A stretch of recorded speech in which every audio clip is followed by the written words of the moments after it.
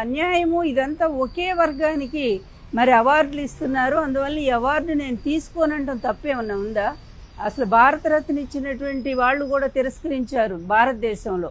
ఎందుకంటే ఈ ప్రభుత్వం ఇచ్చేటువంటి అవార్డులు మాకు అక్కర్లేదు, ఈ ప్రభుత్వం సరైన పరిపాలన నిర్వహించటం లేదని. అలాగే పద్మశ్రీలు, మరి పద్మభూషణ్లు, ఇలాంటివన్నీ ఆఖరికి ఎస్ జానకి గారు కూడా తిరస్కరించారు ఆమెకి పద్మభూషణ్ వస్తే.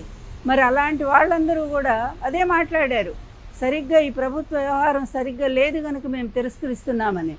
ఆ విధంగానే పోసాని కృష్ణమురళి గారు కూడా తనకు వచ్చినటువంటి అవార్డుని తిరస్కరిస్తూ న్యాయంగా రాలేదు, ఈ ఒకే వర్గం ఈ విధంగా నిష్పక్షపాతంగా వ్యవహరించకుండా ఈ విధంగా చేస్తుందని చెప్పి ఆయన విమర్శిస్తే, 5 ఏళ్ల నాడు ఎప్పుడో విమర్శిస్తే అది తీసుకొచ్చి ఈరోజు ఆయన మీద కేసు పెట్టి పాపం ఆయనకి ఎన్ని ఆపరేషన్లు అయినాయి అంటే అండి మాకు తెలుసు.